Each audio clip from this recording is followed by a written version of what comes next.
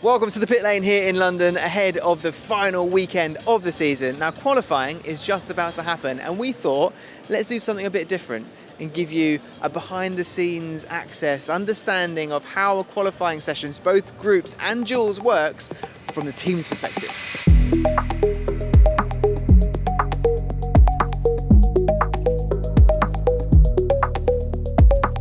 So as we know, in Formula E, qualifying has two kind of different formats that work well together. The first being the qualifying groups, in which half the grid go out in one group and the other half of the grid go out in the other group. That's determined by championship order.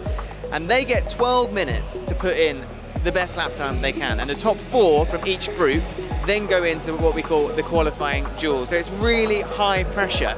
It's almost like the last lap counts across the whole session. And when it comes to the qualifying duels, it's like getting 8 mini races before you get the big race later on today.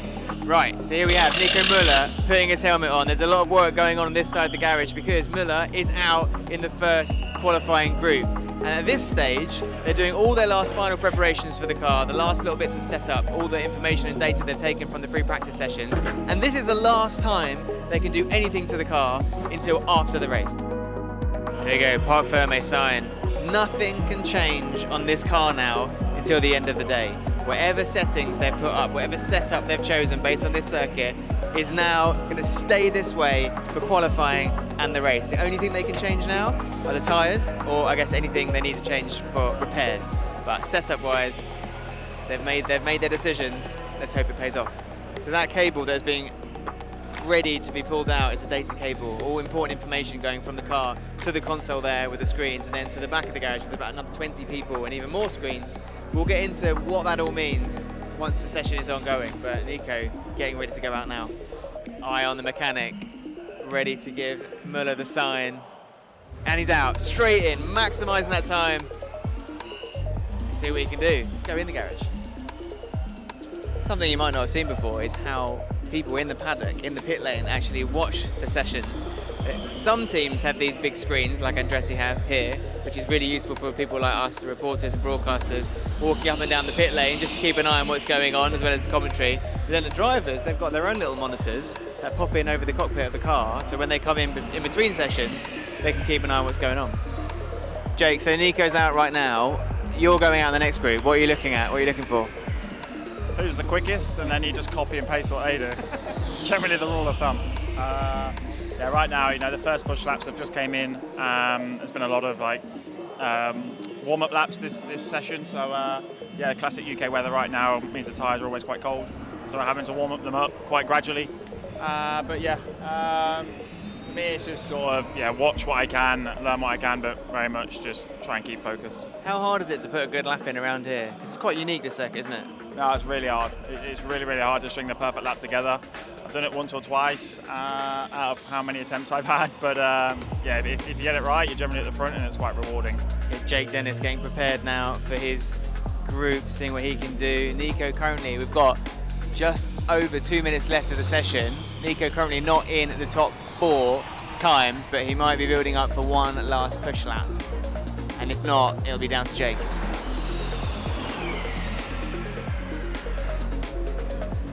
So close, Nico just a few tenths away from getting into that top 4. It's so hard to do in Formula E. You've got to put the perfect lap in a pretty short window.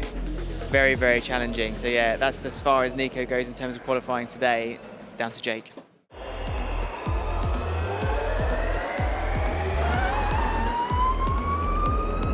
So Nico's been out. We've got this centre console here.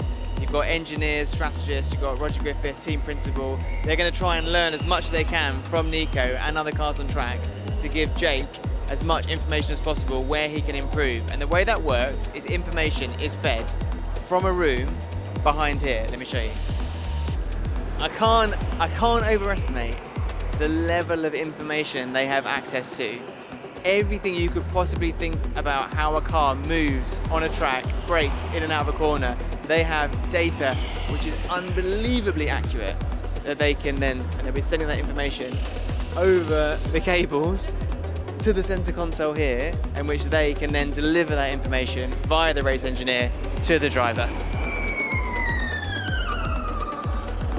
It's a a little bit of tension going on in the garage right now because they know that Jake is their last chance of getting into the duels, starting in the top 8, hopefully even higher than that, because that's a way towards some points and a good race result, being in that spot at the top of the grid.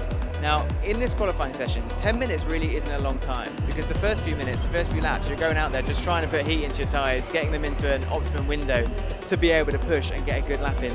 So really, in 10 minutes, we're only talking about a handful or less of proper push laps. So it's really tight. Now the lap times are really beginning to come in at the end of this session. Dennis goes up into 3rd as well. That's a bit more like it for the Season 9 World Champion. So that information from there has found its way to here, and you can actually hear the engineer sending the information about how to improve in certain sectors, certain braking zones. And as a result, as it stands with barely 30 seconds left to go, Jake Dennis is currently in the top 4 and will go through to the duels. Oh, it's tight though. If anything, focus teams 10 to 13 chicane, that's the only place really. Oh, I mean, what a difference a lap can make, just hundredths of a second in it. Unfortunately, Dennis not able to get into the duels. It was so tight out there today. So unfortunately, the groups was the best that Andretti could do today. It was so tight, hundredths of a second out. The duels are just about to start. We're going to follow the story from the garages, try and follow the success all the way to pole position from the garage perspective.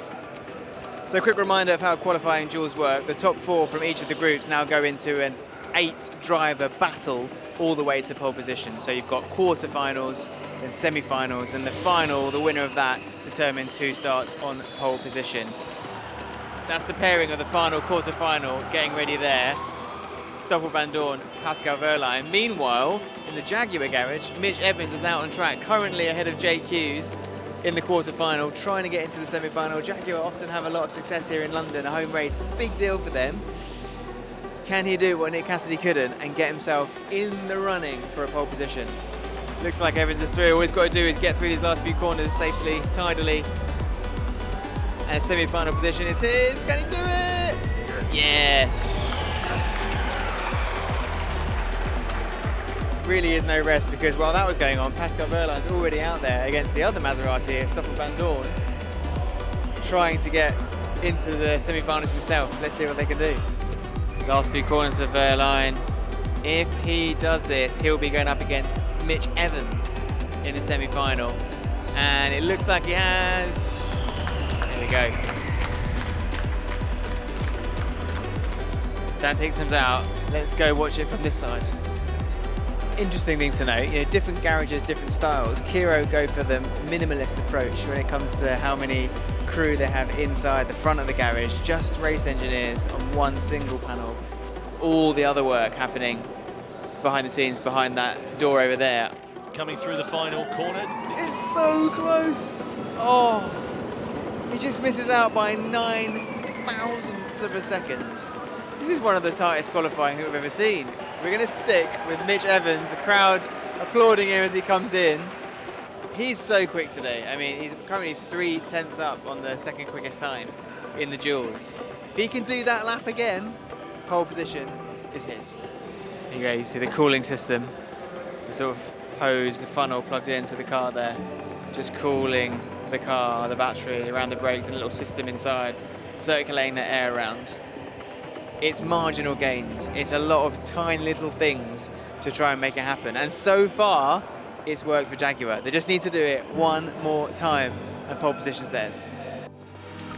So we're in the underbelly of the back of the Jaguar garage. Team principal James Barkley there. We've got Mitch Evans' side of the garage here. Data being looked at on the screens. Like I said, that was mostly in the groups. All now it's about just replicating that one lap pace. Now, 10th and a half up. Just a couple corners to go. My eyes on James Barkley.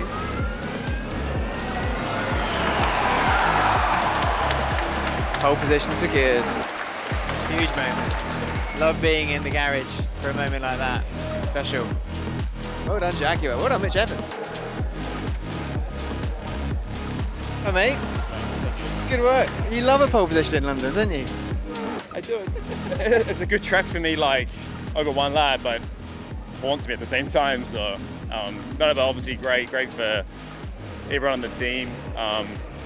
You know, it's been a really tough season for us, especially in the dry, like performance-wise. So kind of turn things around. It's been really strong. So you know, really good for the team. Good boost. Nick's up there, but now, yeah, now we've got to try and convert into the, you know, into a good result. Well, first trophy of the weekend done. Maybe some more on the cards. That's the plan. Love it. Well done, Mitch.